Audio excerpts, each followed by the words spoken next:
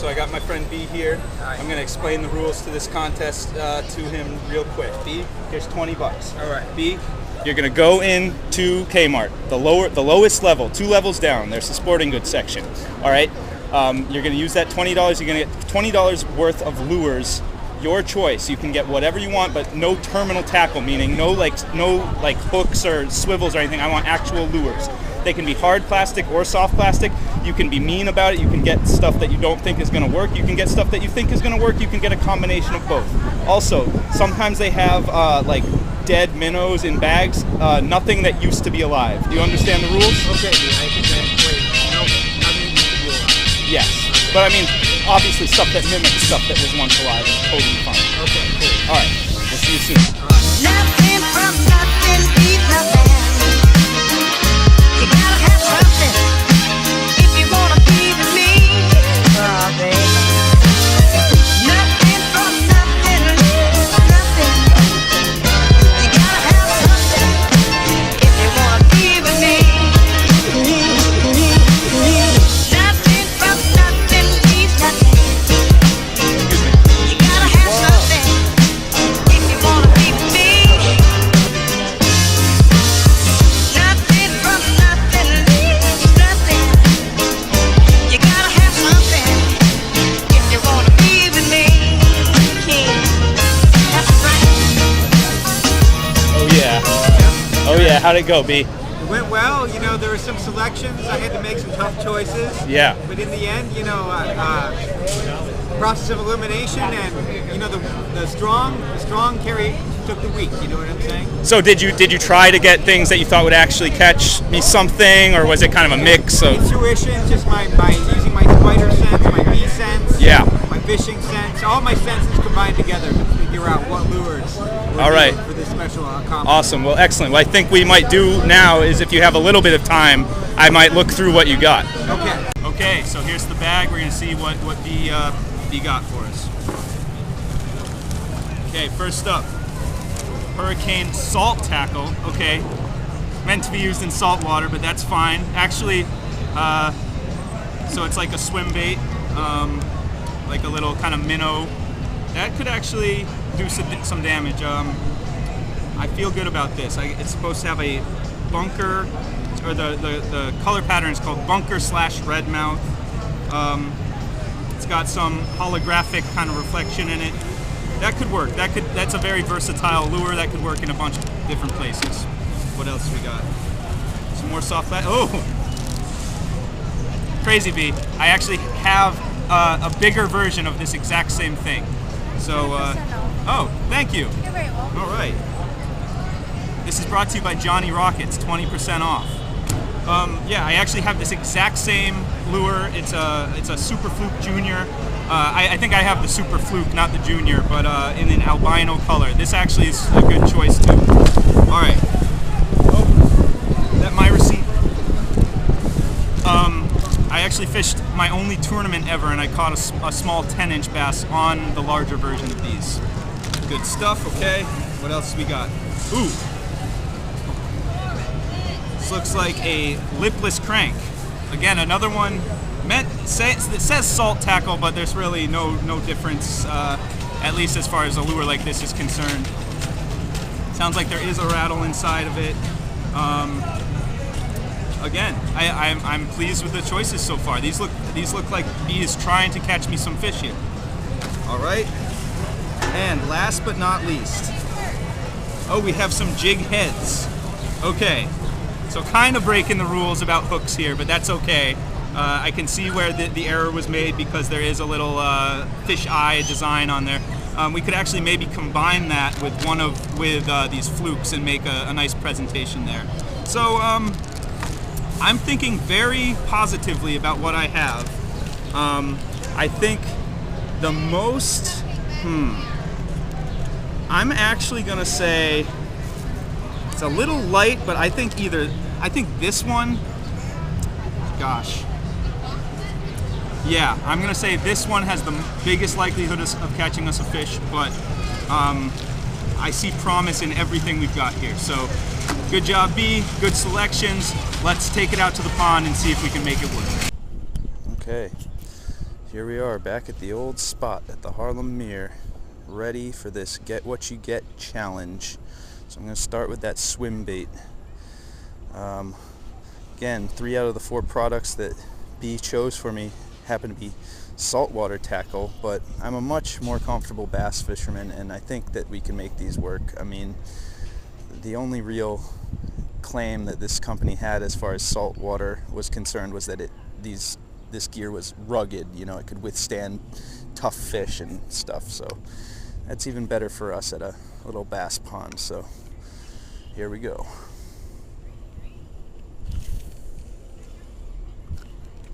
I don't know really how to fish this. Maybe whether it's like a steady retrieve or twitch it every once in a while.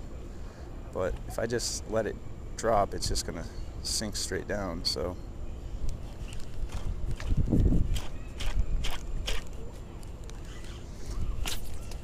okay, we just lost our first minnow, but I brought the rest of them. So, but for now, since we lost it, I'm going to put on that.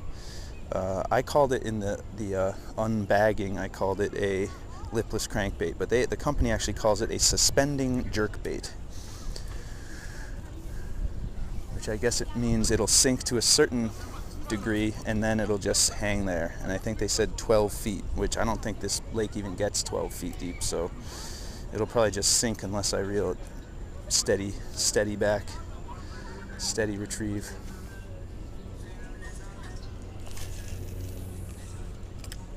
While we have some downtime here, I'm tying on a new one of those swim baits after losing the other one. I'll show you how to do a Palomar knot. So you put your line through the eye of the hook, then you put it back through again, like so.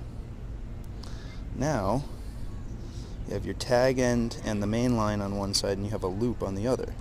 You're going to take that loop, you're going to cross it, you're going to do like a square knot with the loop and what's on the other side. Take it through the loop, and then the key is you bring your entire lure back through that hoop. That's pretty much it, and then you just have to tighten it. Tighten your tag end and your main end. The only other thing that the pros would tell you is that it helps to wet the line so as to prevent fraying and weakening of the line, but I think we're okay here. Number 3, or lures number 3. The challenge I think here is just going to be that weird narrow shape of the jig head. It's never really going to like rest normally on the bottom unless I keep the line tight. So we'll see. I'm thinking maybe just a steady retrieve or kind of small twitches off the bottom, but again, it's not gonna, it just falls over. Let me show you the great thing about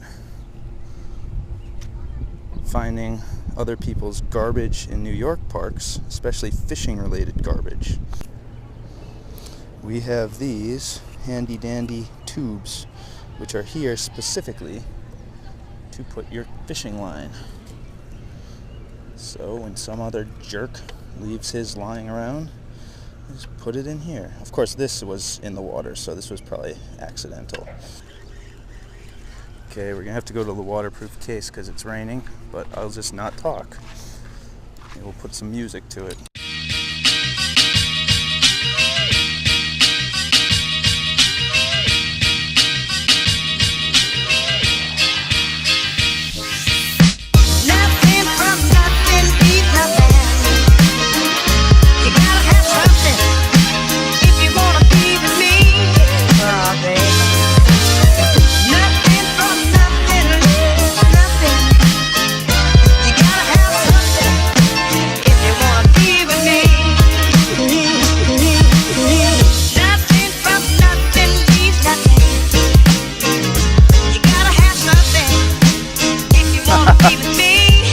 How many am I gonna get? 2? I'll take it. But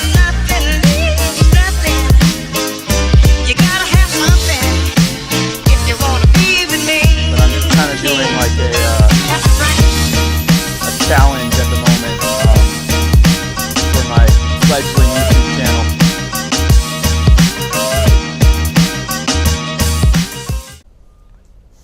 Okay, here we are. It's day 2 of my Get What You Get challenge. I didn't catch a fish yesterday, and I'm not going to give up yet. It's about 7 a.m. We are at a new location as far as my YouTube channel is concerned. This is called The Pool, and it's on the west side of Central Park at about 103rd Street. As you can see, especially over there on the other side of the pond, we have an algae bloom situation, but that's not necessarily a bad thing. I only have about 3 hours, or maybe 3.5, because I have to actually go back to my neighborhood to move my car. But I figure that's kind of a good thing because we can really kind of budget our time. Alright, we're gonna move on to the Meer. This is too frustrating.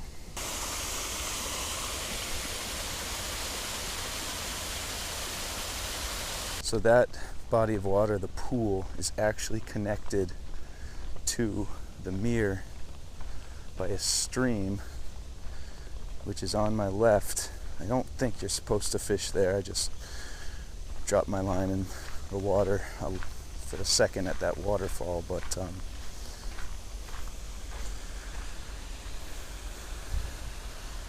looks pretty cool. They've kind of landscaped it quite a bit in the last few years. But anyway, this connects us to the Meer, so you just kind of have to follow this path that goes along the stream. Okay, here we are once again.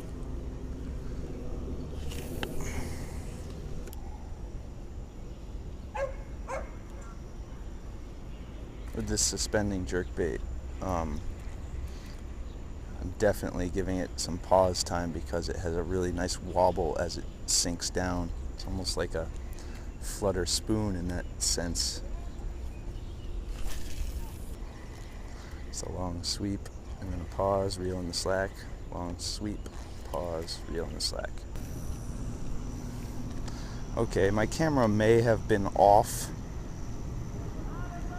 That sucks, but I did catch a bluegill of all things on this suspending jerkbait. That would really suck if the camera was off,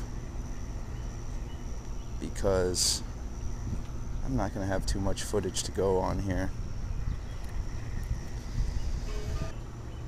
Where are you from? Where am I from? Yeah. Originally northeastern Pennsylvania, Oh, okay. but I live here now. Yeah. Yep. I love, because you don't look like the regular New Yorker. Oh. And so you're out here in the morning going fishing. I was like, Oh, absolutely. You're obviously so Oh. southern. I had a bite too. No, not southern. Are you southern? Oh, I'm southern. Oh, okay. But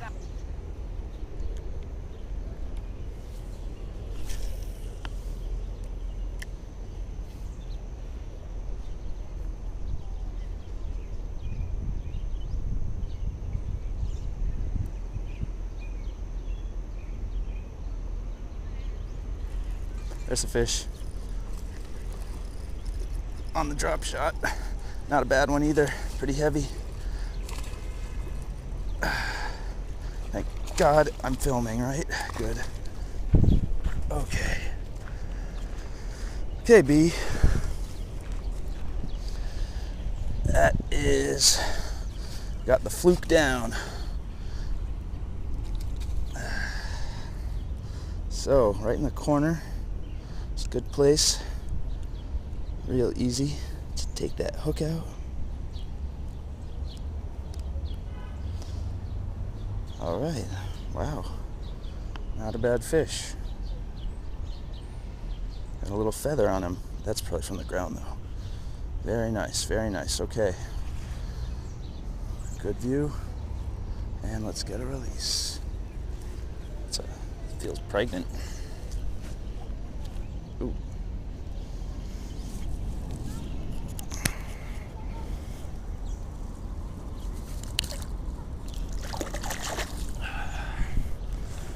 That was fun.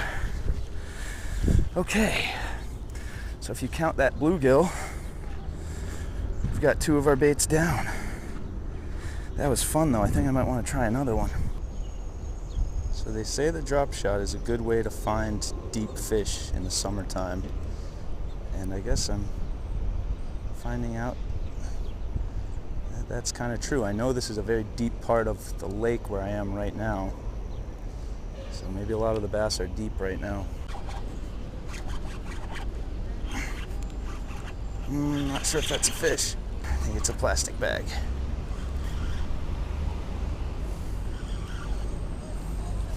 That is a genuine New York plastic bag.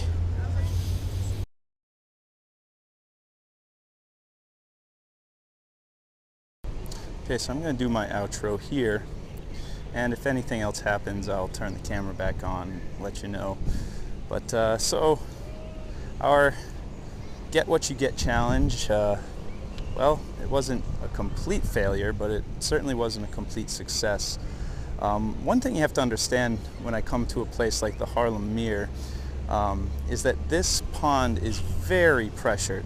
A lot of guys fish here all the time, and so these fish are smart. These fish have seen everything. So I mean, yes, some of it is my inexperience, and some of it is it's hard to catch a good amount of fish here on any given day. I mean, my best numbers wise is 5, and that's happened twice, but normally, you know, 1, 2 bass is good.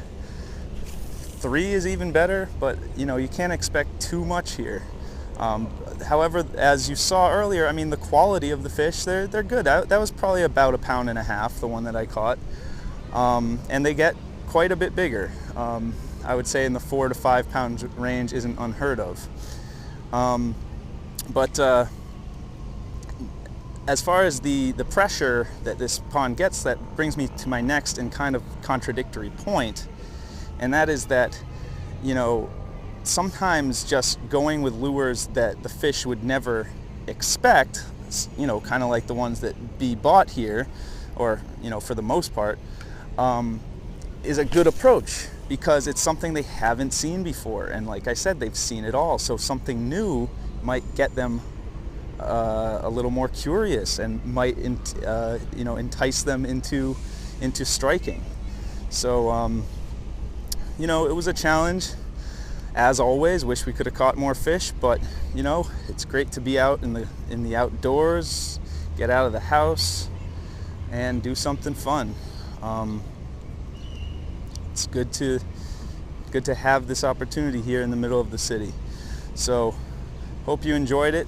We'll have some more challenges coming your way, some more interesting content, and we'll see you on the next episode.